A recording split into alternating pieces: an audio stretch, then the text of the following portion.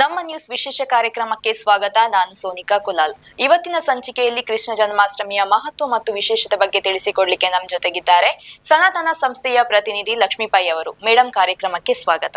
ನಮಸ್ಕಾರ ಮೇಡಮ್, ಮೊದಲಿಗೆ ಕೃಷ್ಣ ಜನ್ಮಾಷ್ಟಮಿಯ ಮಹತ್ವ ಮತ್ತು ಹಿನ್ನೆಲೆ ಏನು?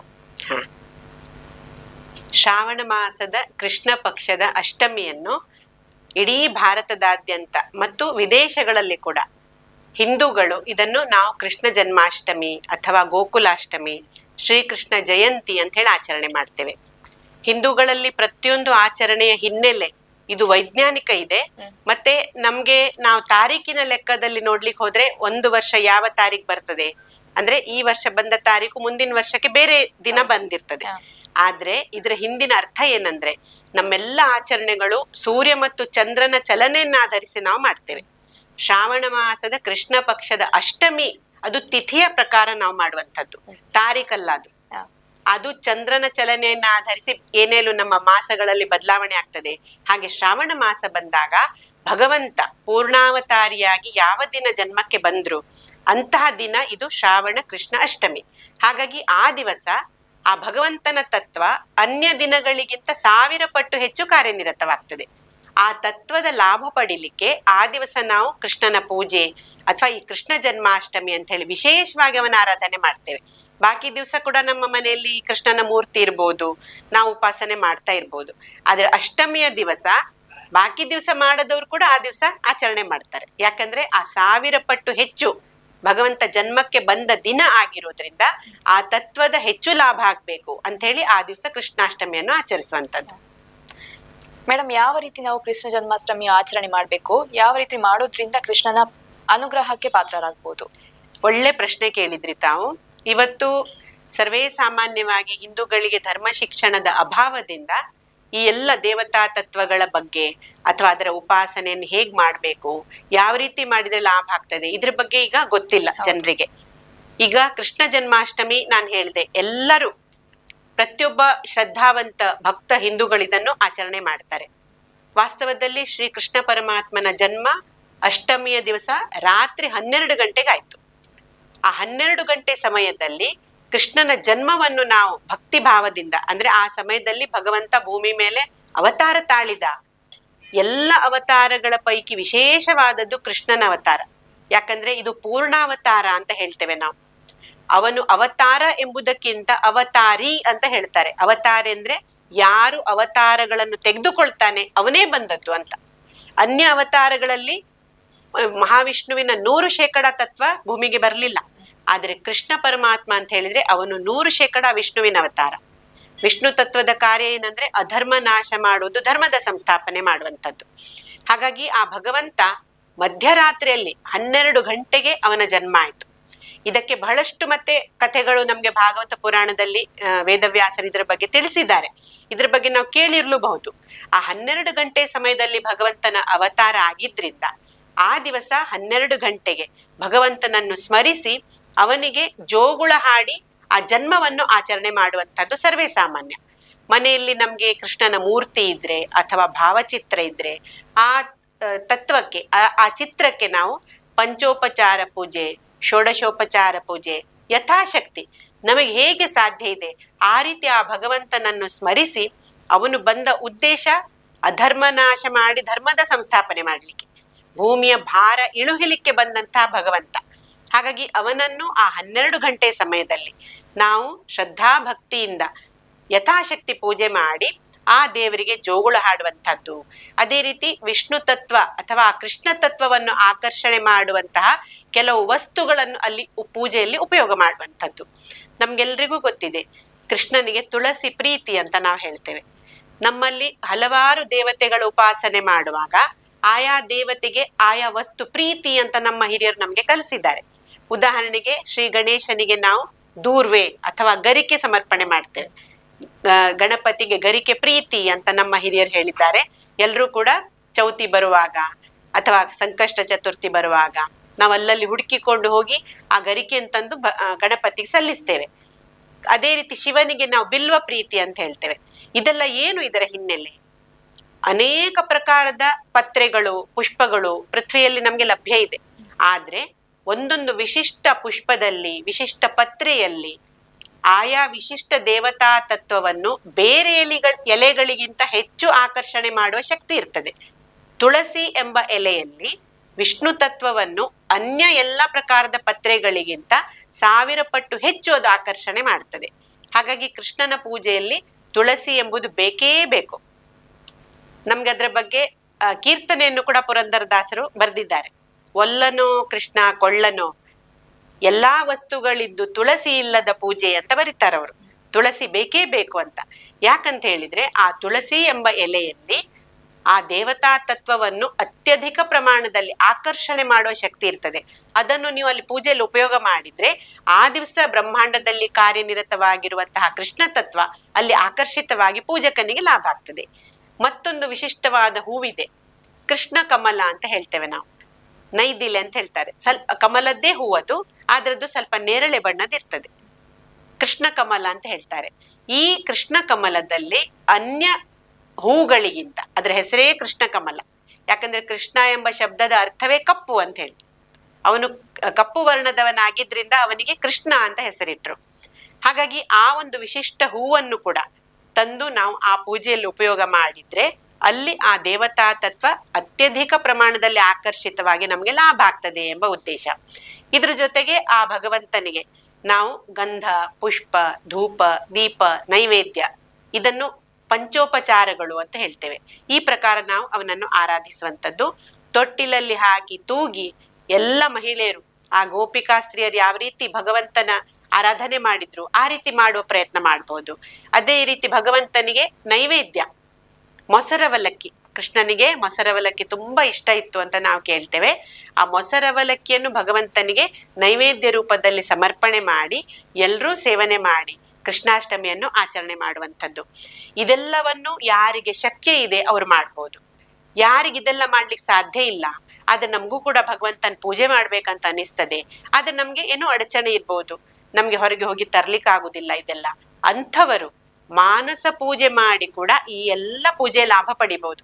ಮಾನಸ ಪೂಜೆ ಅಂದ್ರೆ ನಮ್ಮ ಮನಸ್ಸಿನಲ್ಲೇ ಸೂಕ್ಷ್ಮದಲ್ಲಿ ನಾವು ಭಗವಂತನನ್ನು ನಮ್ಮ ಕಣ್ಣೆದುರಿಗೆ ತಂದು ಅವನ ಚರಣಗಳಿಗೆ ಯಥಾಶಕ್ತಿ ಎಷ್ಟು ಬೇಕಾದ್ರೂ ಅಷ್ಟು ತುಳಸಿ ಹಾಕ್ಬೋದು. ನೀವು ಕೂತ್ಕೊಂಡು ಪೂಜೆ ಮಾಡ್ಬೇಕಾದ್ರೆ ನಿಮ್ಗೆ ಎಷ್ಟು ಉಂಟು ಅಷ್ಟನ್ನೇ ಹಾಕ್ಬೇಕಾಗ್ತದೆ. ಆದ್ರೆ ನಾವು ಮನಸ್ಸಿನಲ್ಲಿ ಮಾನಸ ಪೂಜೆ ಮಾಡುವಾಗ ಅದು ಕೂಡ ಭಗವಂತನಿಗೆ ತಲುಪ್ತದೆ. ಯಾರಿಗೆ ಸಾಧ್ಯ ಇದೆ ಅಂಥವ್ರ ಮನೆಯಲ್ಲಿ ಪೂಜೆ ಈ ಆಚರಣೆಗಳನ್ನು ಮಾಡಬಹುದು. ಅನ್ಯಥಾ ನಾವು ಮನಸ್ಸಿನಲ್ಲೇ ಈ ಪೂಜೆಯನ್ನು ಮಾಡಿ ಆ ತತ್ವದ ಲಾಭ ಪಡ್ಕೊಳ್ಳಿಕ್ಕೆ ಸಾಧ್ಯ ಇದೆ. ಈ ಪ್ರಕಾರ ನಾವು ಕೃಷ್ಣಾಷ್ಟಮಿ ಆಚರಣೆ ಮಾಡಬಹುದು. ಮೇಡಮ್, ನೀವು ಆಚರಿಸುವ ಕ್ರಮ ಬಗ್ಗೆ ಹೀಗೆ ಹೇಳಿದ್ರಿ, ಆಹಾರ ಪದ್ಧತಿಯ ಕ್ರಮಗಳು ಏನಾದ್ರು ಇದೆಯಾ? ವಾಸ್ತವದಲ್ಲಿ ಕೃಷ್ಣ ಜನ್ಮಾಷ್ಟಮಿ ಎಂಬುದು ಒಂದು ವ್ರತ ಆಗಿದೆ. ಇದು ಈ ವ್ರತಾಚರಣೆಯ ದಿವಸ ಮುಖ್ಯ ಆಚರಣೆ ಉಪವಾಸ. ಬೆಳಿಗ್ಗಿನಿಂದ ನಾವು ಮಧ್ಯರಾತ್ರಿ 12 ಗಂಟೆ ಅಂದ್ರೆ ಭಗವಂತನ ಜನ್ಮದ ಸಮಯದ ತನಕ ಉಪವಾಸ ಇರ್ಬೇಕು. ಅಂದ್ರೆ ಏನನ್ನೂ ಸೇವಿಸಬಾರ್ದು. ಉಪವಾಸ ಅಂದ್ರೆ ಇತ್ತೀಚೆಗೆ ನಾವು ಅನ್ನ ಬಿಟ್ಟು ಬಾಕಿ ಎಲ್ಲ ಸೇವನೆ ಮಾಡುವುದಂತ ವಿಚಾರ ಇರ್ತದೆ.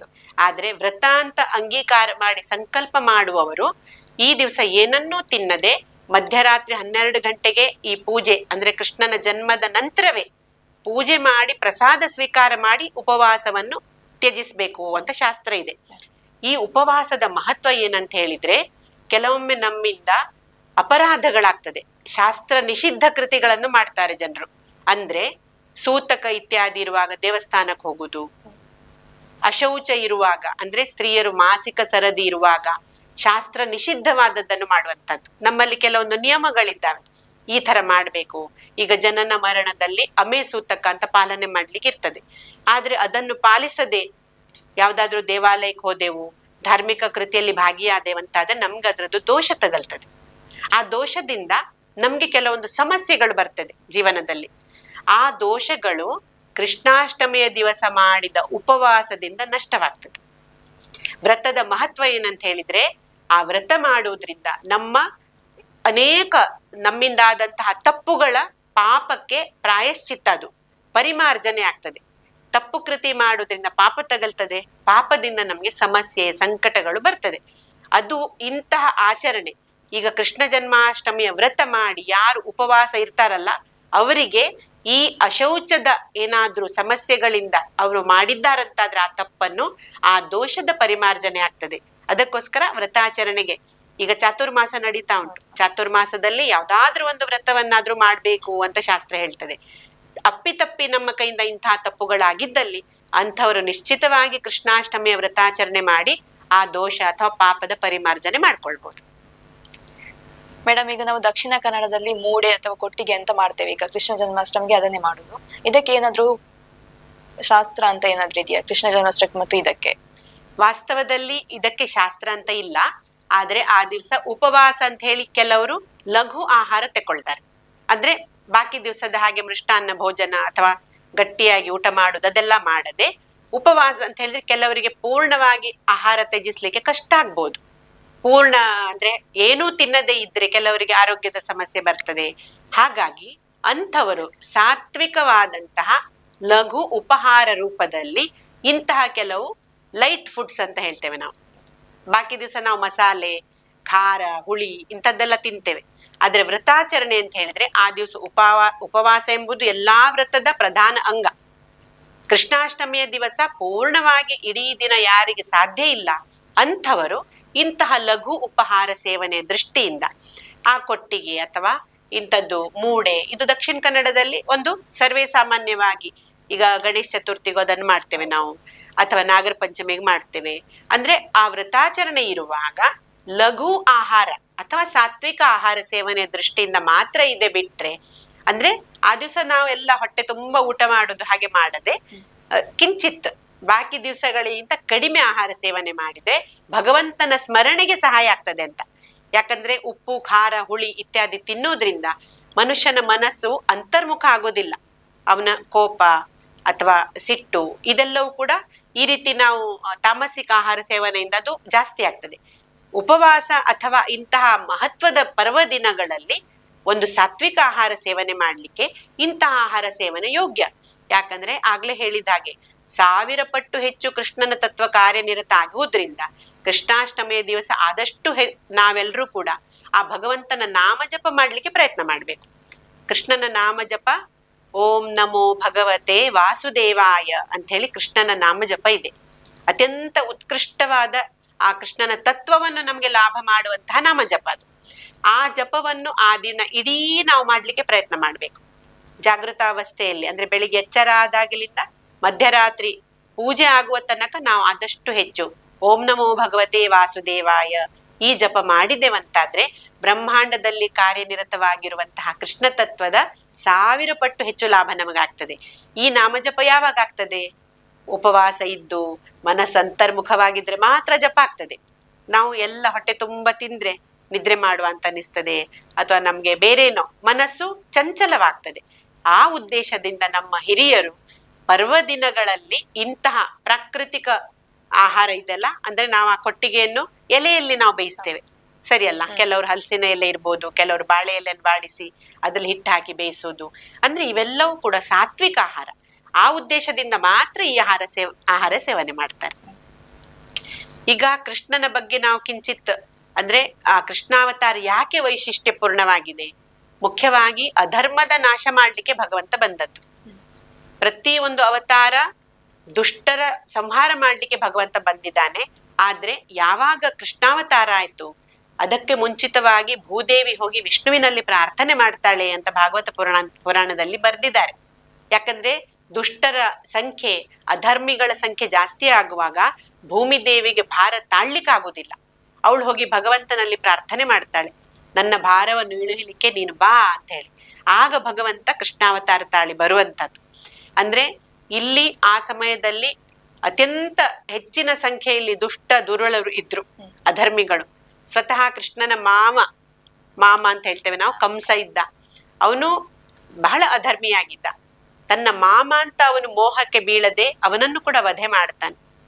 ಅದೇ ತರ ಸಮಾಜದ ಒಳಿತಿಗೋಸ್ಕರ ಎಲ್ಲರ ಶತ್ರುತ್ವ ಕಟ್ಟಿಕೊಂಡ್ರು ಕೆಲವೊಂದು ಕಾರ್ಯಗಳನ್ನು ಕೃಷ್ಣ ಮಾಡಿದ್ದು ನಮ್ಮ ಗಮನಕ್ಕೆ ಬರ್ತದೆ. ನರಕಾಸುರನನ್ನು ವಧಿಸಿದ ನಂತರ ಅವನ ಬಂಧನದಲ್ಲಿಟ್ಟ 16,000 ಕನ್ಯೆಯರನ್ನು ಅವನು ವಿವಾಹ ಮಾಡಿಕೊಂಡ ಅಂತ ಹೇಳಿ ಉಲ್ಲೇಖ ಉಂಟು. ಇದ್ರ ಬಗ್ಗೆ ಇವತ್ತು ಸಮಾಜದಲ್ಲಿ ಅನೇಕರು ಆಡಿಕೊಳ್ತಾರೆ, ಟೀಕೆ ಮಾಡ್ತಾರೆ. ಆದ್ರೆ ವಾಸ್ತವದಲ್ಲಿ ಅದರ ಅರ್ಥ ನಮ್ಗೆ ಗೊತ್ತಿಲ್ಲ. ನರಕಾಸುರನು ಆ ಕನ್ಯೆಯರನ್ನು ಅಪಹರಿಸಿ ತಂದಾಗ ಅವರ ಯಾರೆಲ್ಲ ಪೋಷಕರಿದ್ರು ಅವರನ್ನೆಲ್ಲ ಅವನು ವಧಿಸಿರ್ತಾನೆ. ಈಗ ಅವರನ್ನು ಇವನು ಬಂಧನದಿಂದ ಬಿಡಿಸ್ತಾನೆ, ನರಕಾಸುರನನ್ನು ಕೊಲ್ತಾನೆ. ಆದ್ರೆ ಅವ್ರು ಎಲ್ಲಿ ಹೋಗುದು? ಅವರಿಗೇನು ಹೋಗ್ಲಿಕ್ಕೆ ಸ್ಥಾನ ಇರ್ಲಿಲ್ಲ. ಆಗಿನ ಕಾಲದಲ್ಲಿ ಈ ಒಂದು ಸಾಮಾಜಿಕ ವಿಪ್ಲವ ಉಂಟಾಗಬಹುದು. 16,000 ಸ್ತ್ರೀಯರು ಎಲ್ಲಿ ಹೋಗುದು? ಅವರಿಗೇನು ಆಶ್ರಯ ಇರ್ಲಿಲ್ಲ. ಅದಕ್ಕಾಗಿ ಭಗವಂತ ಎಲ್ಲರ ವಿರೋಧ ಕಟ್ಟಿಕೊಂಡು ಆ 16,000 ಕನ್ಯೆಯರಿಗೆ ಆಶ್ರಯದಾತನಾಗ್ತಾನೆ. ಅಂದ್ರೆ ಅವರೆಲ್ಲರಿಗೂ ಸಮಾಜದಲ್ಲಿ ಗೌರವದ ಸ್ಥಾನಮಾನ ಸಿಗ್ಬೇಕಂತ ಹೇಳಿ ಅವರನ್ನು ದ್ವಾರಕ್ಕೆ ಕರ್ಕೊಂಡು ಬಂದು ಎಲ್ಲರಿಗೋಸ್ಕರ ಅವನು ಪ್ರತ್ಯೇಕವಾಗಿ ವ್ಯವಸ್ಥೆ ಮಾಡಿ ಅವರ ರಕ್ಷಣೆ ಮಾಡ್ತಾನೆ. ಇದಕ್ಕೆ ಎಲ್ಲರಿಂದ ವಿರೋಧ ಆಗಿತ್ತು. ಅಂದ್ರೆ ಈ ಎಲ್ಲಾ ವಿಶಿಷ್ಟ ಗುಣಗಳು ಕೇವಲ ಭಗವಂತನ ಈ ಕೃಷ್ಣಾವತಾರದಲ್ಲಿ ಮಾತ್ರ ನಮ್ಗೆ ಗಮನಕ್ಕೆ ಬರ್ತದೆ. ಅದೇ ರೀತಿ ಭಗವಂತನನ್ನು ನಾವು ಜಗದ್ಗುರು ಅಂತ ಹೇಳ್ತೇವೆ. ಕೃಷ್ಣಂ ವಂದೇ ಜಗದ್ಗುರು. ಯಾಕೆ ಜಗದ್ಗುರು? ಗೀತೋಪದೇಶ ಮಾಡಿದ್ದಾನೆ ಭಗವಂತ. ಯಾವಾಗ ಆ ಕೌರವರ ನಾಶಕ್ಕೋಸ್ಕರ ಪಾಂಡವರ ಪಕ್ಷದಲ್ಲಿ ನಿಂತು ನಿರಾಯುಧನಾಗಿ, ನಾನು ಏನೋ ಆಯುಧ ಬಳಕೆ ಮಾಡುವುದಿಲ್ಲ ಅಂತ ಹೇಳಿ ಒಂದು ನಿಯಮದ ಪ್ರಕಾರ ಕೃಷ್ಣನಿಗೆ ಅರ್ಜುನನಿಗೆ ಸಾರಥಿಯಾಗಿ ಕೃಷ್ಣ ಪರಮಾತ್ಮ ಅಲ್ಲಿ ಬಂದಾಗ ಅರ್ಜುನನಿಗೆ ಯುದ್ಧ ಮಾಡ್ಬೇಕಂತಲೇ ಅನಿಸುವುದಿಲ್ಲ. ಅವನಿಗೆ ಮನಸ್ಸಿನಲ್ಲಿ ಇದು ಉಂಟಾಗ್ತದೆ, ಕ್ಲೇಶ ಬರ್ತದೆ, ಅವನಿಗೆ ಗ್ಲಾನಿ ಅಂತ ಹೇಳ್ತೇವೆ. ಆಗ ಅವನ ಮನಸ್ಸಿನ ಆ ಗ್ಲಾನಿಯನ್ನು ದೂರ ಮಾಡ್ಲಿಕ್ಕೆ ಭಗವಂತ ಇಡೀ ಜಗತ್ತಿಗೆ ಆ ಗೀತಾಮೃತ ಧಾರೆಯನ್ನು ಅಲ್ಲಿ ಸುರಿಸ್ತಾನೆ. ಗೀತೆ ಎಂಬುದು ಸದಾಕಾಲ ಇಡೀ ಮನುಕುಲಕ್ಕೆ, ಪ್ರತಿಯೊಬ್ಬ ಮನುಷ್ಯನ ಮನಸ್ಸಿನಲ್ಲಿ ಬರುವಂತಹ ಎಲ್ಲಾ ಪ್ರಶ್ನೆಗೆ ಉತ್ತರ ಕೊಡುವಂತಹ ಸರ್ವೋತ್ಕೃಷ್ಟವಾದ ಗ್ರಂಥ ಅಂದ್ರೆ ಭಗವದ್ಗೀತೆ. ಆ ಭಗವದ್ಗೀತೆ ಸಾಕ್ಷಾತ್ ಭಗವಂತನ ಬಾಯಿಂದಲೇ ಬಂದದ್ದು. ಅದಕ್ಕೆ ಭಗವದ್ಗೀತಾ ಅಂತ ಹೇಳೋದು. ಅದರಲ್ಲಿ ಈಗ ಪ್ರತಿಯೊಬ್ರು ನಿಮ್ಮಂತಹ ಸಾಮಾನ್ಯರು ಕೂಡ ನಮ್ಮ ಮನಸ್ಸಿನಲ್ಲಿ, ನಮ್ಮ ಜೀವನದಲ್ಲಿ ಬರುವ ಸಮಸ್ಯೆ ಅಥವಾ ನಾವು ಏನೇನು ಸಂಕಟಗಳನ್ನು ಎದುರಿಸ್ತೇವೆ, ಮನಸ್ಸು ದ್ವಂದ್ವಕ್ಕೆ ಒಳಗಾಗ್ತದೆ, ಏನು ಸಮಸ್ಯೆ ಪರಿಹಾರ ತೋಚುವುದಿಲ್ಲ ಅಂಥವ್ರು ಭಗವದ್ಗೀತೆ ಓದಿದ್ರೆ ಜೀವನದ ಎಲ್ಲಾ ಸಮಸ್ಯೆಗಳಿಗೆ ಅದರಲ್ಲಿ ಪರಿಹಾರ ಉಂಟು. ಹಾಗಾಗಿ ಭಗವಂತನನ್ನು ಜಗದ್ಗುರು ಅಂತ ನಾವು ಅವನನ್ನು ಪೂಜೆ ಮಾಡ್ತೇವೆ. ಅದೇ ರೀತಿ ಕೃಷ್ಣನಿಗೆ ಸಂಬಂಧಪಟ್ಟ ಸುಂದರವಾದ ಶ್ಲೋಕ ಇದೆ. ನಮ್ಗೆ ಎಲ್ಲರೂ ಅದನ್ನು ಹೇಳ್ತೇವೆ ನಾವು. ಕೃಷ್ಣಾಯ ವಾಸುದೇವಾಯ ಹರಯೇ ಪರಮಾತ್ಮನೆ ಪ್ರಣತಃ ಕ್ಲೇಶನಾಶಾಯ ಗೋವಿಂದಾಯ ನಮೋ ನಮಃ ಅಂತ ಹೇಳಿ. ಅಂದ್ರೆ ಕೃಷ್ಣ ಪರಮಾತ್ಮ, ಕೃಷ್ಣಾಯ ವಾಸುದೇವಾಯ, ವಸುದೇವನ ಸುತ, ಅದಕ್ಕೆ ವಾಸುದೇವ. ಹರಯೇ ಪರಮಾತ್ಮನೆ, ಹರಿ ಅಂತ ಹೇಳಿದ್ರೆ ಎಲ್ಲ ಸಂಕಟಗಳನ್ನು ಹರಿಸುವವನು, ನಾಶ ಮಾಡುವವನು, ಅದಕ್ಕೆ ಅವನನ್ನು ಹರಿ ಅಂತ ಹೇಳೋದು. ಹರಯೇ ಪರಮಾತ್ಮನೆ, ಇಡೀ ವಿಶ್ವದ ಜಗನ್ನಿಯಾಮಕ ಶಕ್ತಿ, ಅವನನ್ನೇ ನಾವು ಪರಮಾತ್ಮ ಅಂತ ಹೇಳ್ತೇವೆ. ಕೃಷ್ಣಾಯ ವಾಸುದೇವಾಯ ಹರಯೇ ಪರಮಾತ್ಮನೆ ಪ್ರಣತಃ ಕ್ಲೇಶನಾಶಾಯ. ಯಾರು ಅವನಿಗೆ ಶರಣಾಗ್ತಾರೆ ಅವರ ಎಲ್ಲ ದುಃಖಗಳನ್ನು, ಕ್ಲೇಶಗಳನ್ನು ದೂರ ಮಾಡುವವನು. ಪ್ರಣತಃ ಕ್ಲೇಶನಾಶಾಯ ಗೋವಿಂದಾಯ ನಮೋ ನಮಃ. ಗೋವಿಂದ ಅಂತ ಹೇಳಿದ್ರೆ ಗೋವುಗಳ ರಕ್ಷಣೆ ಮಾಡಿದವನು. ಗೋಪಾಲ, ಗೋವಿಂದ ಎಂಬುದು ಕೇವಲ ಕೃಷ್ಣನಿಗೆ ಮಾತ್ರ ಹೇಳ್ತೇವೆ ನಾವು. ಯಾಕಂದ್ರೆ ಗೋವು ಎಂಬುದು ಹಿಂದೂಗಳ ಸಂದರ್ಭದಲ್ಲಿ ಅದನ್ನೊಂದು ಪ್ರಾಣಿ ಅಂತ ಹೇಳೋದಿಲ್ಲ ನಾವು, ಪಶು ಅಲ್ಲ, ಅವಳು ಮಾತೆ. ಯಾಕಂದ್ರೆ ಮನುಷ್ಯ ಹುಟ್ಟಿದ ನಂತರ ತನ್ನ ತಾಯಿಯ ಹಾಲನ್ನು 1 ವರ್ಷ ಅಥವಾ 2 ವರ್ಷ ಕುಡಿಬಹುದು. ಅದರ ನಂತರ ನಮ್ಮ ಮೃತ್ಯುವಿನ ತನಕ, ಜೀವನ ಪರ್ಯಂತ ನಮ್ಗೆ ಪೋಷಣೆ ಮಾಡುವಂತಹದ್ದು ಗೋವಿನ ಹಾಲು. ಆ ಗೋಮಾತೆ ನಮ್ಗೆ ಆ ಅಮೃತ ತುಲ್ಯವಾದ ತನ್ನ ಆ ಕ್ಷೀರವನ್ನು ಕೊಟ್ಟದ್ರಿಂದ ಮನುಷ್ಯ ಆರೋಗ್ಯವಂತನಾಗಿ ಬಾಳ್ಲಿಕ್ಕೆ ಸಾಧ್ಯ ಇದೆ. ಯಾಕಂದ್ರೆ ಅದು ಪುಷ್ಟಿಕರ. ಆ ಗೋವಿನ ಹಾಲಿನಿಂದ ತಯಾರಿಸಿದ ವಿವಿಧ ಉತ್ಪನ್ನಗಳನ್ನು ಪ್ರತಿನಿತ್ಯ ನಾವೆಲ್ಲರೂ ಸೇವಿಸ್ತೇವೆ. ಅಂತಹ ಗೋವಿನ ರಕ್ಷಕನಾಗಿ ಆ ಗೋವುಗಳನ್ನು ಪಾಲನೆ ಮಾಡ್ಲಿಕ್ಕಾಗಿಯೇ ಭಗವಂತನ ಜನ್ಮ ಆಯ್ತು. ಅದಕ್ಕೆ ಗೋವಿಂದಾಯ ನಮೋ ನಮಃ. ಅಂತಹ ಗೋವಿಂದ ಭಗವಂತನಿಗೆ ನನ್ನ ನಮಸ್ಕಾರ, ನನ್ನ ವಂದನೆ ಎಂಬುದು ಈ ಒಂದು ವೈಶಿಷ್ಟ್ಯಪೂರ್ಣ ಶ್ಲೋಕದ ಅರ್ಥ. ಇದು ನಾವೆಲ್ಲರೂ ಆ ದಿವಸ ಹೇಳಬೇಕು. ಅದೇ ರೀತಿ ಅದರ ಮುಂದಿನ ಶ್ಲೋಕ, ವಸುದೇವ ಸುತಂ ದೇವಂ ಕಂಸಚಾಣೂರ ಮರ್ದನಂ ದೇವಕೀ ಪರಮಾನಂದಂ ಕೃಷ್ಣಂ ವಂದೇ ಜಗದ್ಗುರುಂ. ವಸುದೇವ ಸುತ, ವಸುದೇವನ ಪುತ್ರ, ಕಂಸ ಚಾಣೂರ ಎಂಬ ಮಲ್ಲರನ್ನು ವಧೆ ಮಾಡಿದವನು. ಕಂಸ ಚಾಣೂರ ಮರ್ದನಂ ದೇವಕೀ ಪರಮಾನಂದಂ, ಜನ್ಮ ಕೊಟ್ಟ ತಾಯಿ ದೇವಕಿಗೆ ಪರಮಾನಂದವನ್ನು ನೀಡಿದಂತಹ ದೇವಕೀ ಪರಮಾನಂದಂ ಕೃಷ್ಣಂ ವಂದೇ ಜಗದ್ಗುರುಂ. ಅಂತಹ ಜಗದ್ಗುರು ಕೃಷ್ಣ ಪರಮಾತ್ಮನಿಗೆ ನನ್ನ ಪ್ರಣಾಮಗಳು ಅಂತ ಈ ಶ್ಲೋಕ ಇದೆ. ಇದೆಲ್ಲವನ್ನು ನಾವು ಕೃಷ್ಣಾಷ್ಟಮಿಯ ದಿವಸ ಹೇಳುತ್ತಾ ಆದಷ್ಟು ಹೆಚ್ಚು ಬೆಳಗಿನಿಂದ ರಾತ್ರಿ ತನಕ, ಆ ಭಗವಂತನ ಜನ್ಮ ಆಗುವ ತನಕ ಅವನ ನಾಮ ಜಪವನ್ನು ಹೆಚ್ಚು ಹೆಚ್ಚು ಹೇಳಿಕೊಂಡು ಆ ಕೃಷ್ಣ ತತ್ವದ ಲಾಭವನ್ನು ಪಡ್ಕೊಳ್ಳಿಕ್ಕೆ ಎಲ್ಲರೂ ಪ್ರಯತ್ನ ಮಾಡುವ. ಅದೇ ರೀತಿ ಅಧರ್ಮದ ನಾಶಕ್ಕಾಗಿ ಆದಂತಹ ಪೂರ್ಣಾವತಾರ ಇದು. ಆ ದಿವಸ ನಾವೆಲ್ಲರೂ ಭಗವಂತನಲ್ಲಿ ಬೇಡಬೇಕು. ಇವತ್ತು ಸಮಾಜದಲ್ಲಿ, ಇಡೀ ವಿಶ್ವದಲ್ಲಿ ಅಧರ್ಮ ಪ್ರಚಂಡ ಪ್ರಮಾಣದಲ್ಲಿ ಹೆಚ್ಚಾಗಿದೆ. ಧರ್ಮಕ್ಕೆ ಗ್ಲಾನಿ ಬಂದಿದೆ.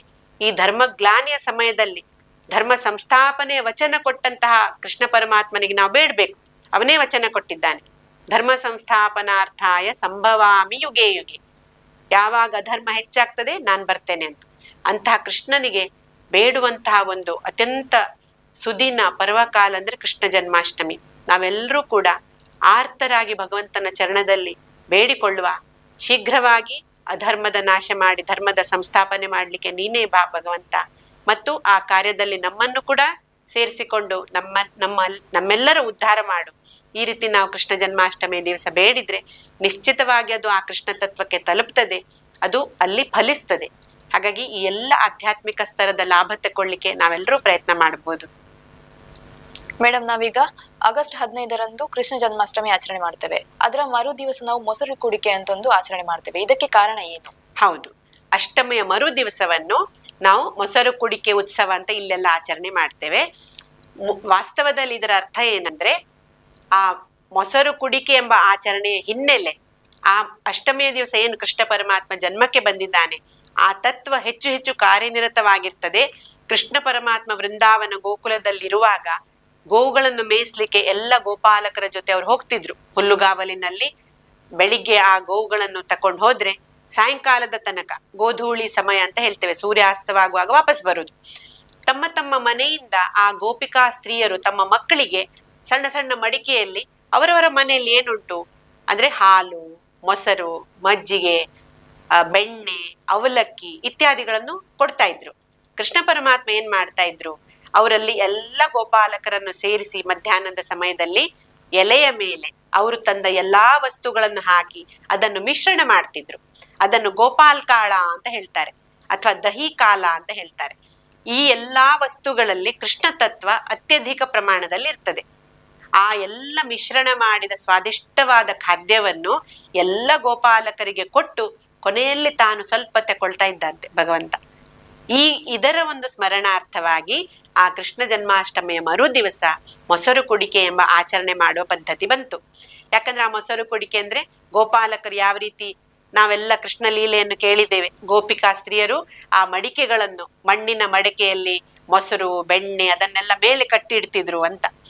ಅದನ್ನೆಲ್ಲ ಕೃಷ್ಣ ಪರಮಾತ್ಮ ಆ ಗೋಪಾಲಕರ ಜೊತೆ ಹೋಗಿ ಅವರ ಬೆನ್ನಿನ ಮೇಲೆ ನಿಂತು ಆ ಮಡಿಕೆಯನ್ನು ಒಡೆದು ಆ ಮಕ್ಕಳಿಗೂ ಸಹ ಬೆಣ್ಣೆ ಕೊಟ್ಟು ತಾನು ಸಹ ತಿನ್ನುವುದು, ಇದೆಲ್ಲ ಅವನ ಲೀಲೆ ಅಂತರ್ಗತ ನಾವು ಭಾಗವತ ಪುರಾಣದಲ್ಲಿ ಇದನ್ನು ಕೇಳ್ತೇವೆ. ಇದೆಲ್ಲ ಸ್ಮರಣಾರ್ಥವಾಗಿ ಆ ಮಣ್ಣಿನ ಮಡಕೆಗಳಲ್ಲಿ ಅದನ್ನು ಸಾಲಾಗಿ ಕಟ್ಟಿ ಗೋಪಾಲಕರ ರೂಪದಲ್ಲಿ ಯುವಕರು, ಮಕ್ಕಳು ಅವೆಲ್ಲರೂ ಗೋಪಾಲಕರ ವೇಷದ ತೊಟ್ಟುಕೊಳ್ತಾರೆ. ತಲೆಗೊಂದು ಮುಂಡಾಸು, ಕೈಯಲ್ಲೊಂದು ಕೋಲು. ಮತ್ತೆ ಆ ಗೋಪಾಲಕರು ಹೇಗೆ ಗೋವುಗಳನ್ನು ಮೇಯಿಸ್ಲಿಕ್ಕೆ ಹೋಗ್ತಿದ್ರು, ಅದೇ ತರ ಕೃಷ್ಣನ ಸ್ಮರಣಾರ್ಥವಾಗಿ ಅವನ ತತ್ವದ ಲಾಭ ತೆಕ್ಕೊಳ್ಳಿಕ್ಕೆ ಇದು ವಾಸ್ತವದಲ್ಲಿ ಯಾರು ಉಪವಾಸ ಮಾಡಿ ವ್ರತಾಚರಣೆ ಮಾಡ್ತಾರಲ್ಲ, ಅವರು ಮಧ್ಯರಾತ್ರಿ ಪ್ರಸಾದ ತೆಕ್ಕೊಂಡು ಇದನ್ನು ವ್ರತ ಬಿಡುದು ಅಂದ್ರೆ ಉಪವಾಸ ಮುಗಿಸ್ತಾರೆ. ಮರು ದಿವಸ ಪ್ರಾತಃ ಕಾಲದಲ್ಲಿ ಕೃಷ್ಣ ತತ್ವ ಇರುವ ಈ ಎಲ್ಲಾ ವಸ್ತುಗಳನ್ನು ಅವನನ್ನು ಸ್ಮರಿಸಿ ಸ್ವೀಕಾರ ಮಾಡುದು, ಅದನ್ನು ಮೊಸರು ಕುಡಿಕೆ ಅಂತ ಹೇಳುದು. ಈಗ ಅದು ಸಾಮೂಹಿಕವಾಗಿ ಎಲ್ಲರ ಸೇರಿಸಿಕೊಂಡು ಮಾಡುವಂತಹ ಒಂದು ಪ್ರಚಲಿತ ಪದ್ಧತಿ ಉಂಟು. ಅಂದ್ರೆ ವಾಸ್ತವದಲ್ಲಿ ಅದು ಕೃಷ್ಣಾಷ್ಟಮಿಯ ಮರು ದಿವಸ ಆ ತತ್ವದ ಲಾಭ ಅವನನ್ನು ಸ್ಮರಿಸಿ ಅದನ್ನು ಸೇವನೆ ಮಾಡುವ ರೀತಿಯಲ್ಲಿ ಅದು ಆಚರಣೆ ಮಾಡ್ಲಿಕ್ಕೆ. ಆದ್ರೆ ಇವತ್ತು ದುರ್ದೈವದಿಂದ ಇದಕ್ಕೆ ಕೇವಲ ಒಂದು ಆಟ ಅಥವಾ ಮನೋರಂಜನೆಗಾಗಿ ಇದರದ್ದು ಯೋಗ್ಯ ಆಚರಣೆ ಅಥವಾ ಅದರ ಅರ್ಥ ತಿಳಿಯದೆ ತಪ್ಪಾಗಿ ವಿಡಂಬನೆ ಮಾಡ್ತಾ ಅದನ್ನು ಮಾಡ್ತಾರೆ. ಹಾಗಾಗಿ ಇದ್ರ ಬಗ್ಗೆ ಎಲ್ಲ ನಾವು ಸಮಾಜಕ್ಕೆ ತಿಳಿಸಿ ಹೇಳಿ ಆ ಕೃಷ್ಣ ತತ್ವದ ಲಾಭ ಪಡಿಲಿಕ್ಕೋಸ್ಕರ ಅದನ್ನು ಮಾಡ್ಬೇಕು ಹೊರತು ಯಾವುದೋ ಒಂದು ಆಟ ಸ್ಪರ್ಧೆ ಮನೋರಂಜನೆಗಾಗಿ ಅಲ್ಲ. ಆದ್ರೆ ಅದರಲ್ಲಿ ಮನೋರಂಜನೆ ಒಳಗೊಂಡಿದೆ. ಯಾಕಂದ್ರೆ ಇದು ಸಾಮೂಹಿಕ ಆಚರಣೆ, ಎಲ್ಲರಲ್ಲಿ ಒಂದು ಭ್ರಾತೃತ್ವ, ಸಹೋದರ ಭಾವ, ನಾವೆಲ್ಲರೂ ಆ ಕೃಷ್ಣನ ಅನುಚರರು, ಕೃಷ್ಣನ ಭಕ್ತರು ಎಂಬ ಭಾವದಿಂದ ಅದನ್ನು ಆಚರಿಸ್ಬೇಕು. ಅದು ಆಗ ಲಾಭ ಆಗ್ತದೆ. ಆ ರೀತಿ ಮಾಡಿದ್ರೆ ನಿಶ್ಚಿತವಾಗಿ ಎಲ್ರಿಗೂ ಕೂಡ ಆ ಮೊಸರು ಕುಡಿಕೆಯ ವಾಸ್ತವಿಕ ಲಾಭ ನಾವು ಉಡುಪಿಯಲ್ಲಿ ನೋಡ್ತೇವೆ ಹೇಗೆ ಮಾಡ್ತಾರೆ ಅವರು. ಅದೆಲ್ಲ ಒಂದು ಆಧ್ಯಾತ್ಮಿಕ ರೂಪದಲ್ಲಿ, ಉತ್ಸವ ರೂಪದಲ್ಲಿ ಕೃಷ್ಣನ ಭಕ್ತಿಗಾಗಿ ಅದನ್ನು ಮಾಡುವಂಥದ್ದು. ಹಾಗಾಗಿ ಅದೇ ರೀತಿ ನಾವು ಮಾಡಿದ್ರೆ ನಮ್ಗೆ ನಿಶ್ಚಿತವಾಗಿ ಅದರದ್ದು ಆಧ್ಯಾತ್ಮಿಕ ಸ್ತರದ ಲಾಭ ಆಗ್ತದೆ. ದಕ್ಷಿಣ ಕನ್ನಡ, ಉಡುಪಿ ಹೊರತುಪಡಿಸಿ ಎಲ್ಲಿ ಮೊಸರು ಕುಡಿಕೆ ಆಚರಿಸಲಾಗುತ್ತೆ? ಮಹಾರಾಷ್ಟ್ರದಲ್ಲಿ ಇದನ್ನು ವ್ಯಾಪಕವಾಗಿ ಮಾಡ್ತಾರೆ, ಮತ್ತು ಗುಜರಾತ್ನಲ್ಲಿ ಮಾಡ್ತಾರೆ. ಮತ್ತೆ ಕೃಷ್ಣ ಪರಮಾತ್ಮ ಜನ್ಮಕ್ಕೆ ಬಂದಂತಹ ಮಥುರಾ, ಬೃಂದಾವನ, ಎಲ್ಲೆಲ್ಲಿ ಕೃಷ್ಣನ ಲೀಲೆಗಳಾಯ್ತು ಅಲ್ಲೆಲ್ಲ ಆಯಾ ರೀಜನಲ್ ಅಂದ್ರೆ ಪ್ರಾದೇಶಿಕವಾಗಿ ಹೇಗೆ ಮಾಡ್ತಾರೆ ಅದೇ ಪ್ರಕಾರ ಅಲ್ಲಿ ಆಚರಣೆ ಮಾಡ್ತಾರೆ. ನಮ್ಮ ದಕ್ಷಿಣ ಕನ್ನಡದಲ್ಲಿ ವಿವಿಧ ಕಡೆಗಳಲ್ಲಿ ಸಂಘಟನೆ, ಯುವಕ ಸಂಘದವರು ಮೊಸರು ಕುಡಿಕೆ ಉತ್ಸವ ಅಂತ ಹೇಳಿ ಅದನ್ನು ವಿಶೇಷವಾಗಿ ಆಚರಣೆ ಮಾಡಿ ಕೃಷ್ಣನಿಗೆ ಸಂಬಂಧಪಟ್ಟ ಸ್ಪರ್ಧೆಗಳು, ಮಕ್ಕಳಿಗೆ ಕೃಷ್ಣ ವೇಷ ಸ್ಪರ್ಧೆ ಅಥವಾ ಚಿತ್ರ ಬಿಡಿಸುವುದು, ಅಥವಾ ಚಿಕ್ಕ ಚಿಕ್ಕ ಮಕ್ಕಳಿಗೆ ಬೆಣ್ಣೆ ತಿನ್ನುವ ಕೃಷ್ಣ, ಹೀಗೆ ವಿವಿಧ ರೂಪದಲ್ಲಿ. ಒಟ್ಟಿನಲ್ಲಿ ಇದರ ಭಾವಾರ್ಥ ಏನಂದ್ರೆ 1000 ಪಟ್ಟು ಹೆಚ್ಚು ಬರುವ ಕೃಷ್ಣ ತತ್ವದ ಲಾಭ ನಾವು ಈ ಪ್ರಕಾರದಲ್ಲಿ ಆದ್ರೂ ಪಡ್ಕೊಳ್ಬೇಕು ಎಂಬ ಉದ್ದೇಶದಿಂದ ಈ ರೀತಿ ಮಾಡುವಂಥದ್ದು. ಯಾಕಂದ್ರೆ ಕೃಷ್ಣನ ವೇಷ ಆ ಮಕ್ಕಳಿಗೆ ಹಾಕುವಾಗ ಆ ಎಲ್ಲಿ ಭಗವಂತನ ರೂಪ ಇರ್ತದೆ ಅಲ್ಲಿ ಆ ತತ್ವ ಆಕರ್ಷಿತವಾಗ್ತದೆ. ನಮ್ಮ ಮಕ್ಕಳಲ್ಲೇ ನಾವು ಭಗವಂತನನ್ನು ನೋಡುವುದು ಎಂಬುದು ಇದರ ಭಾವಾರ್ಥ. ಅದಕ್ಕೆ ಮಕ್ಕಳಿಗೆ ಕೃಷ್ಣ ವೇಷ ಸ್ಪರ್ಧೆ, ಕೃಷ್ಣನ ಚಿತ್ರ ಬಿಡಿಸುವುದು, ಅಂದ್ರೆ ಆ ತತ್ವ ಆದಷ್ಟು ಹೆಚ್ಚು ಆ ದಿವಸ ಪಡಿಬೇಕೆಂಬ ಉದ್ದೇಶದಿಂದ ಈ ಪ್ರಕಾರದಲ್ಲಿ ಸರ್ವೇ ಸಾಮಾನ್ಯವಾಗಿ ಮೊಸರು ಕುಡಿಕೆ ಉತ್ಸವ ಅಂತ ಹೇಳಿ ಮಾಡಿ ಆಚರಣೆ ಮಾಡಲಾಗ್ತದೆ. ಮೇಡಮ್, ಕೃಷಿಗೆ ಮತ್ತು ಕೃಷ್ಣ ಜನ್ಮಾಷ್ಟಮಿಗೆ ಏನಾದ್ರೂ ಸಂಬಂಧ ಇದೆಯಾ? ವಾಸ್ತವದಲ್ಲಿ ಕೃಷ್ಣ ಪರಮಾತ್ಮ ಬೃಂದಾವನದಲ್ಲಿ ಮಾಡಿದ ಲೀಲೆಗಳ ಬಗ್ಗೆ ನಾವು ಕೇಳ್ತೇವೆ. ಅವನು ಗೋವರ್ಧನವನ್ನು ಎತ್ತಿದ್ದೇ ಈ ಒಂದು ಕೃಷಿಗೆ ಸಂಬಂಧಪಟ್ಟ ವಿಷಯದಲ್ಲಿ. ಯಾಕಂದ್ರೆ ಸಮಯದಲ್ಲಿ ಮಳೆ ಬರ್ಲಿಕ್ಕೆ ಕಾರಣವಾಗ್ತಾ ಇದ್ದಂತಹ ಗೋವರ್ಧನಗಿರಿಯ ಪೂಜೆ ಮಾಡುವ ಬದಲಿಗೆ ಇಂದ್ರನ ಪೂಜೆ ಮಾಡ್ತಾ ಇದ್ರು ಯಾದವರು. ಆಗ ಕೃಷ್ಣ ಪರಮಾತ್ಮ ಅಲ್ಲಿ ಅವನು ಬಂದು ಹೇಳ್ತಾನೆ, ನಮ್ಗೆ ಇವತ್ತು ಏನಾದ್ರೂ ಇಲ್ಲಿ ನಮ್ಮ ಗೋವುಗಳಿಗೆ ಅಥವಾ ಕೃಷಿಕರಿಗೆ ಏನಾದ್ರೂ ಲಾಭ ಆಗ್ತಾ ಇದೆ ಅಂತ ಅದ್ರದ್ದು ಗೋವರ್ಧನ ಪರ್ವತದ ನಿಮಿತ್ತ. ಹಾಗಾಗಿ ನಾವು ಗೋವರ್ಧನದ ಪೂಜೆ ಮಾಡ್ಬೇಕು, ಇಂದ್ರನದಲ್ಲ ಅಂತ ಹೇಳಿ ಗೋವರ್ಧನ ಪೂಜೆಯನ್ನು ಪ್ರಾರಂಭಿಸ್ತಾನೆ ಕೃಷ್ಣ ಪರಮಾತ್ಮ. ಅಂದ್ರೆ ಏನರ್ಥ? ಅಲ್ಲಿ ಗೋವುಗಳನ್ನು ಮೇಯಿಸೋದು. ಗೋವುಗಳಂದ್ರೆ ಕೃಷಿಯ ಮೂಲ, ಕೃಷಿಗೆ ಆಧಾರವೇ ಗೋವುಗಳು. ಅದು ಹೆಣ್ಣು ಗೋವು ಅಂತಾದ್ರೆ ನಮ್ಗೆ ಹಾಲು ಕೊಡ್ತದೆ, ಗಂಡು ಅಥವಾ ಎತ್ತುಗಳು ಅಂತ ಹೇಳ್ತೇವೆ ನಾವು, ಅವು ಕೃಷಿಗೆ ಆಧಾರ ಇದೆ. ಕೃಷಿಯೇ ನಮ್ಮ ದೇಶದ ಬೆನ್ನೆಲುಬಲ್ವಾ, ಕೃಷಿಕರು ನಮ್ಮ ದೇಶದ ಬೆನ್ನೆಲುಬಾಗಿದ್ದಾರೆ. ಹಾಗಾಗಿ ಅವರದ್ದೇ ರಕ್ಷಣೆ. ಗೋವಿಂದ ಗೋಪಾಲ ಅಂದ್ರೆ ಕೇವಲ ಗೋವುಗಳ ರಕ್ಷಣೆ ಮಾಡ್ತಾನಂತ ಅರ್ಥ ಅಲ್ಲ. ಗೋವುಗಳಿದ್ದದ್ರಿಂದ ಕೃಷಿ ಭೂಮಿ, ಗೋವುಗಳ ಸೆಗಣಿಯಿಂದಲೇ ನಮ್ಮ ಭೂಮಿ ಫಲವತ್ತಾಗ್ತದೆ. ಹಾಗಾಗಿ ಇದೆಲ್ಲ ಗಮನದಲ್ಲಿಟ್ಟು ವಾಸ್ತವದಲ್ಲಿ ನಮ್ಮ ಎಲ್ಲ ಆಚರಣೆಗಳು ಈ ಪ್ರಕೃತಿಯದ್ದೇ ಪೂಜೆ ಇರ್ತದೆ. ಹಾಗಾಗಿ ಕೃಷ್ಣಾಷ್ಟಮಿ ಕೂಡ ಭಗವಂತ ಕೃಷ್ಣ ಬಂದದ್ದೇ ಈ ಎಲ್ಲದರದ್ದು ರಕ್ಷಣೆ ಆಗ್ಲಿಕ್ಕೆ, ಗೋರಕ್ಷಣೆ ಆಗ್ಲಿಕ್ಕೆ. ಹಾಗೆ ಅಲ್ಲಿ ಆ ಗೋವರ್ಧನ ಪೂಜೆ ಪ್ರಾರಂಭಿಸಿದ್ರಿಂದ ಇಂದ್ರ ಸಿಟ್ಟು ಬಂದು ಮಳೆ ಸುರಿಸಿ ಅಲ್ಲಿ ಜಲಪ್ರವಾಹ ಬಂತು. ಆಗ ಎಲ್ಲರನ್ನು ರಕ್ಷಣೆ ಮಾಡ್ಲಿಕ್ಕೆ ತನ್ನ ಕಿರುಬೆರಳಿನ ಮೇಲೆ ಗೋವರ್ಧನವನ್ನು ಎತ್ತುತ್ತಾನೆ. ಅಂದ್ರೆ ಇದೆಲ್ಲ ಭಗವಂತನ ಲೀಲೆ ಇದೆ. ಹಾಗಾಗಿ ಇದು ಕೃಷಿಗೆ ಅನೇಕ ನಮ್ಮ ಹಬ್ಬ ಉತ್ಸವಗಳು ಪ್ರಕೃತಿ ಮಾತೆಯದ್ದೇ ಪೂಜನ ಆಗಿದೆ. ಹಾಗಾಗಿ ಗೋವುಗಳು ಕೂಡ ಪ್ರಕೃತಿಯ ಭಾಗ, ನಾವು ಕೂಡ ಪ್ರಕೃತಿಯ ಭಾಗ. ಎಲ್ಲವೂ ನಮ್ಮ ಮತ್ತು ಪ್ರಕೃತಿಯ ನಡುವಿನ ಸಾಮರಸ್ಯ ಇದನ್ನೇ ಬಿಂಬಿಸ್ತದೆ ನಮ್ಮ ಎಲ್ಲ ಆಚರಣೆಗಳು. ಮೇಡಮ್, ಸನಾತನ ಸಂಸ್ಥೆಯಲ್ಲಿ ಕೃಷ್ಣ ಜನ್ಮಾಷ್ಟಮಿಯನ್ನು ಯಾವ ರೀತಿ ಆಚರಿಸಲಾಗುತ್ತೆ? ನಮ್ಮಲ್ಲಿ ಪ್ರತಿಯೊಂದು ಆಚರಣೆ ಹಿಂದೂ ಧರ್ಮದ ಧಾರ್ಮಿಕ ಏನೆಲ್ಲ ಹಿನ್ನೆಲೆ ಇದೆ ಅದೆಲ್ಲದರ ಹಿಂದೆ ವಿಜ್ಞಾನ ಇದೆ. ಆ ವೈಜ್ಞಾನಿಕತೆಯನ್ನು ಗಮನದಲ್ಲಿಟ್ಟು ಇವತ್ತು ಸನಾತನ ಸಂಸ್ಥೆ ಸಮಾಜದಲ್ಲಿ ಇದರ ಮಹತ್ವ ಅಥವಾ ಯೋಗ್ಯ ರೀತಿಯಲ್ಲಿ ಹೇಗೆ ಆಚರಿಸಬೇಕು, ಪ್ರತಿಯೊಬ್ಬರು ಇದರ ಲಾಭ ಹೇಗೆ ಪಡಿಬಹುದು, ಇದರ ಪ್ರಬೋಧನೆಯನ್ನು ನಾವು ಮಾಡ್ತೇವೆ. ಎಲ್ಲೆಲ್ಲಿ ಈಗ ಮೊಸರು ಕುಡಿಕೆ ಅಥವಾ ಇಂಥ ಉತ್ಸವಗಳು ನಡೀತದೆ ಅಲ್ಲಿ ಹೋಗಿ ನಾವು ಯೋಗ್ಯ ರೀತಿ ಆಚರಣೆ ಮಾಡುವುದರ ಪ್ರಬೋಧನೆ ಮಾಡ್ತೇವೆ. ವೈಯಕ್ತಿಕ ಸ್ತರದಲ್ಲಿ ಸನಾತನದ ಪ್ರತಿಯೊಬ್ಬ ಸಾಧಕರು ಕೂಡ ಶ್ರೀಕೃಷ್ಣನ ನಾಮ ಜಪವನ್ನು ಹೆಚ್ಚೆಚ್ಚು ಮಾಡುವಂಥದ್ದು, ಸಾಧ್ಯವಿದ್ದಷ್ಟು ಆ ದಿನ ಸೇವೆಯಲ್ಲಿ ತೊಡಗುವಂಥದ್ದು, ಸಮಷ್ಟಿಗಾಗಿ ತ್ಯಾಗ ಮಾಡುವಂಥದ್ದು, ಇದೆಲ್ಲ ಪ್ರಕಾರದಲ್ಲಿ ನಮ್ಮ ಸಾಧಕರು ಇದನ್ನು ಮಾಡ್ತೇವೆ.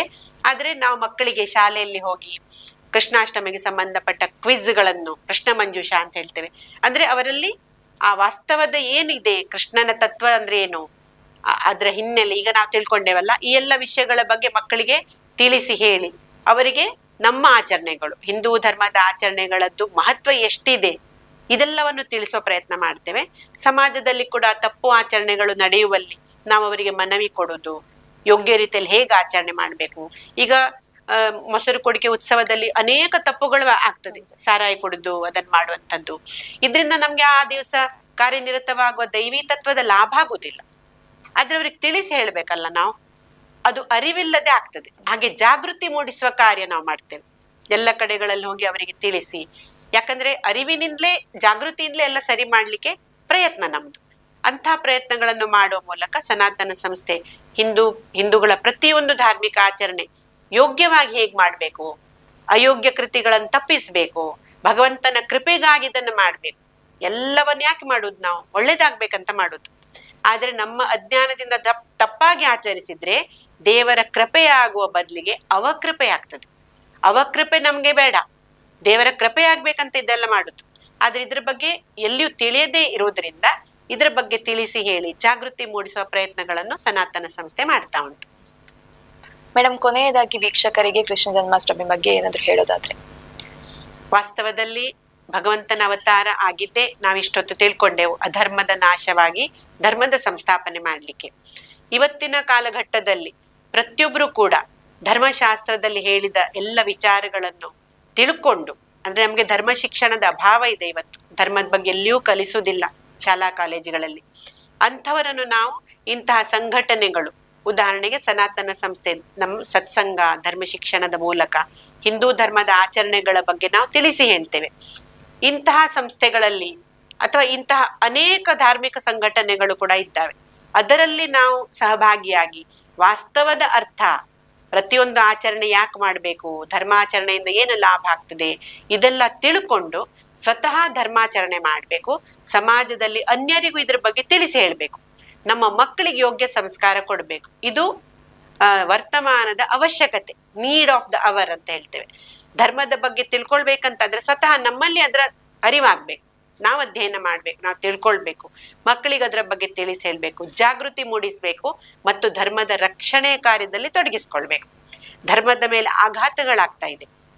ವಾಸ್ತವಿಕತೆಯನ್ನು ಅರಿಯದೆ ಧರ್ಮಗ್ರಂಥಗಳು, ನಮ್ಮ ದೇವತೆಗಳು, ನಮ್ಮ ಧರ್ಮಗುರುಗಳು ಇವರೆಲ್ಲರ ಬಗ್ಗೆ ಇವತ್ತು ಅಪಪ್ರಚಾರ ಮಾಡುವಂಥದ್ದು, ಅಂದ್ರೆ ಅಜ್ಞಾನದಿಂದ ಇದೆಲ್ಲ ನಡೀತಾ ಉಂಟು. ಸತ್ಯ ಏನೆಂಬುದನ್ನು ತಿಳಿಯುವ ಪ್ರಯತ್ನ ಕೂಡ ಮಾಡುತ್ತಿಲ್ಲ ಯಾರು. ಯಾರೋ ಹೇಳಿದ್ರು ಅದನ್ನು ನಾವು ನಂಬಿ ಹೋಗ್ತಾ ಇರ್ತೇವೆ. ಆದ್ರೆ ವಾಸ್ತವಿಕತೆ ಏನು, ಇದನ್ನೆಲ್ಲ ನಾವು ತಿಳ್ಕೊಂಡು ನಾವು ಸ್ವತಃ ಆ ಧರ್ಮ ರಕ್ಷಣೆ ಕಾರ್ಯದಲ್ಲಿ ತೊಡಗಿಸಿಕೊಂಡು ಧರ್ಮ ಸಂಸ್ಥಾಪನೆಯ ಭಗವಂತನ ಕಾರ್ಯದಲ್ಲಿ ಯಥಾಶಕ್ತಿ ನಮ್ಮ ಅಳಿಲ ಸೇವೆ ಇದು ಮಾಡುವುದು ಕಾಲದ ಅವಶ್ಯಕತೆ ಆಗಿದೆ. ಹಾಗಾಗಿ ಪ್ರತಿಯೊಬ್ರು ಕೂಡ ನಾವು ಜಾಗೃತ ಸಮಾಜ ಆಗ್ಬೇಕು, ನಮ್ದು ಜಾಗೃತಿ ಮೂಡಬೇಕು. ಸ್ವತಃ ನಾನು ನನ್ನ ಸುತ್ತಮುತ್ತಲಿರುವ ಸಮಾಜವನ್ನು ಜಾಗೃತ ಮಾಡಿ ಅಧರ್ಮದ ನಾಶ ಮಾಡುವ ಭಗವಂತನ ಕಾರ್ಯದಲ್ಲಿ ನಮ್ಮ ಸ್ವಂತದ ಧರ್ಮಾಚರಣೆಯ ಮೂಲಕ ಯೋಗದಾನ ನೀಡುವುದು ಕಾಲದ ಅವಶ್ಯಕತೆ. ಈ ಪ್ರಯತ್ನ ನಾವೆಲ್ಲರೂ ಮಾಡುವ. ಇಡೀ ಸಮಾಜ, ಇಡೀ ವಿಶ್ವಕ್ಕೆ ಆ ಭಗವಂತ ಕೃಷ್ಣನ ಕೃಪೆಯೇ ಆಗ್ಲಿ ಅಂತ ಪ್ರಾರ್ಥನೆ ಮಾಡಿ ಇವತ್ತಿನ ಈ ಕಾರ್ಯಕ್ರಮ ನಾನು ಮುಗಿಸ್ತೇನೆ. ಮೇಡಮ್, ನಮ್ಗೆ ಇಷ್ಟು ಹೊತ್ತಿವರೆಗೆ ಕೃಷ್ಣ ಜನ್ಮಾಷ್ಟಮಿಯ ಮಹತ್ವ ಆಗಿರ್ಬೋದು, ಹಿನ್ನೆಲೆಯನ್ನು ತುಂಬಾ ಸರಳವಾಗಿ ತಿಳಿಸಿಕೊಟ್ಟಿದ್ದೀರಿ. ಧನ್ಯವಾದಗಳು ಮೇಡಮ್. ನಮಸ್ಕಾರ.